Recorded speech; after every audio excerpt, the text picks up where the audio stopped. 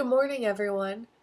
I hope you had a good spring break, even though it's been kind of chilly these last few days. Um, this week, you are drafting the draft one, the first draft of your critical review, and you are peer reviewing it in groups. So in the video, I'm going to go over the peer review script, um, and also a little more explanation of the critical review, because we've gone over it in previous videos, but I just want to make sure we're all on the same page. So let's just jump right in. So, when you're writing a critical review, it's not the traditional argumentative uh, research essay that you may be familiar with. Um, Instead, you are summarizing and evaluating the ideas of others in relation to what you previously thought about a subject. So you completed the annotated bibliography and you found a bunch of information about an issue or some sort of um, problem or concept within your discourse community that you wanted to study. And for some of you, your discourse community is your field, and for others of you, your discourse community is a community you are interested in or already belong to in your personal life. So now you have this issue or idea, and you have all this information on it. So you start to look at that annotated bibliography and also look more closely at your notes on each of the sources you found, and you start to come up with a thesis. You have an idea about this issue. You had some thoughts on it already. This is why you chose to research it. And now you are bringing together the ideas of those others, the researchers, and those authors, and evaluating them.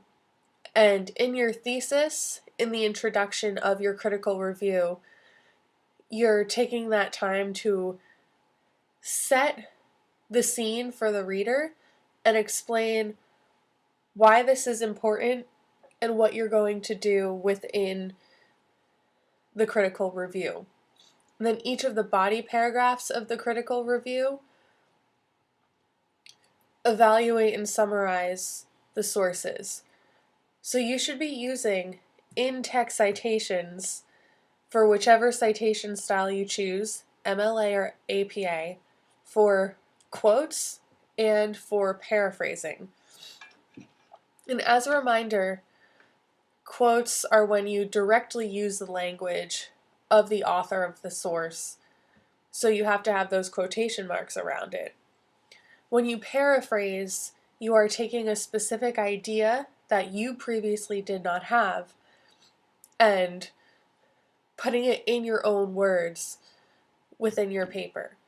So for both, you use the in-text citation because you are giving credit to the other author, and you're not just giving credit to them. Well, because you are giving credit to them, you are creating credibility for yourself because you didn't pull these ideas out of thin air. They came from somewhere. And so when you cite, you're not just avoiding plagiarism, which I've seen a lot of you write about in the discussion forum, that avoiding plagiarism is important, but you are creating this conversation within the discourse community. So essentially, a citation says, another person said this. Now here's what I think about it. They have said this. Here are my ideas on the topic. So that's one of the biggest reasons why we cite. It's not just avoiding plagiarism. The rules for plagiarism came out of these ideas for why citations are important. It's not just torture, causing you to go and find page numbers and make sure you exactly put your parentheses in the right space. But your biggest concern should be saying where the source is from and why this source is important. And this is why They Say, I Say, the readings on summarizing and meta commentary were so critical in week 7, because those two authors, that Graff and Birkenstein, give you lots of language and tips for explaining the ideas of others. So they give you examples of words you can use while you're summarizing, and not just words in general, but specific verbs that you can use to show what you think about the other author's ideas. And then in meta commentary, they give you more verbs and they give you phrases to use to evaluate more closely and explain to your reader of the critical review what you think about the other author's ideas. So definitely reference those readings as you draft as well. And obviously you will use them more and more as you revise for draft 2 that you will be submitting to me next week, and then for draft 3, which is the draft in the portfolio. But keep the ideas in mind as you put this draft 2 together. So you're drafting the critical review, and over the weekend I sent you the workshop script to help you keep some ideas in mind as to how you want to structure the critical review and what may be some of the focus.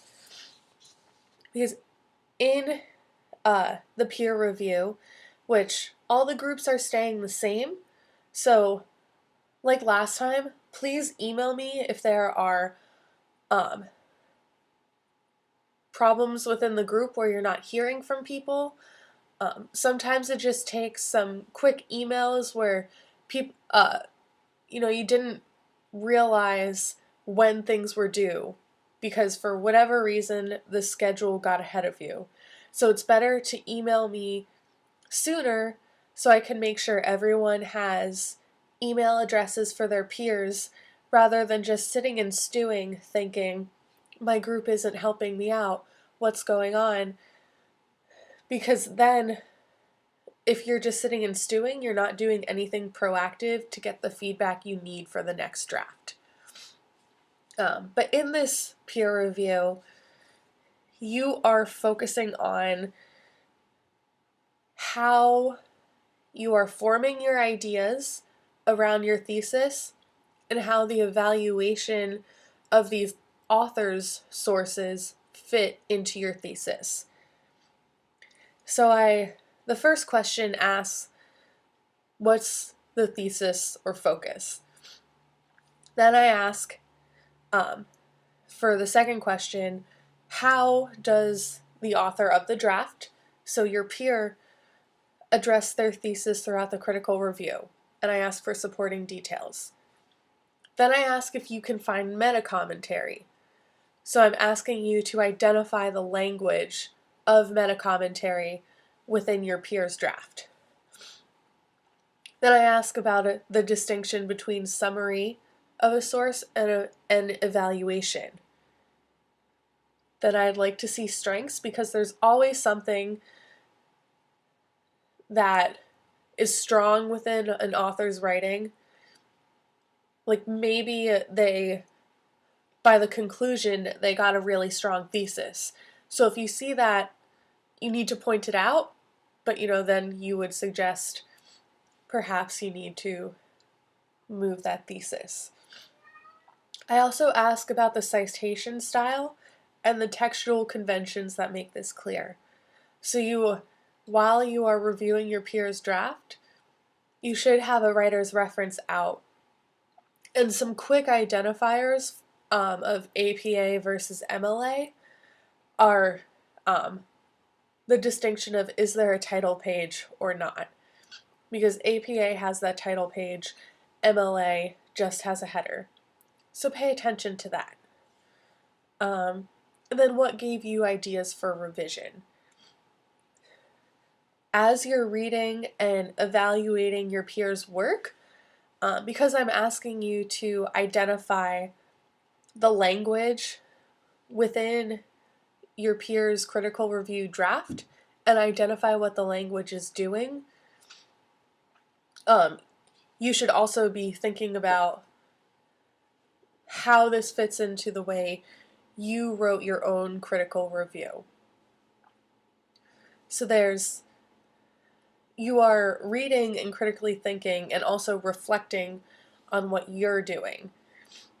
Which brings me to the reflection question in the assigned reading discussion. I ask you why all four learning outcomes are included in this week. So you can take that. I don't want to give you too many clues, but think about the different tasks you had for this week and how these tasks can fit into each learning outcome. I'm not giving you that many clues, and I'm asking this now in week 9 because at the end of April you're turning in a portfolio where your final reflective document is explaining how you've achieved all these learning outcomes. So I'd like to see, at this point, now that we've done, we're on our second major assignment, how you see all these learning outcomes interacting together within 1 week. So in this microcosm of 1 week, how can we perform every single learning outcome to try to reach those major goals to get you successfully through RIT 200 into RIT 300. So if you have any questions, as always, shoot me an email. I'm looking forward to seeing what happens in the second peer review for that discussion forum. And of course, check the peer review discussion guidelines so you refresh what you're supposed to do because we haven't had a peer review since week 4. All right, that's all. I hope you have a great week.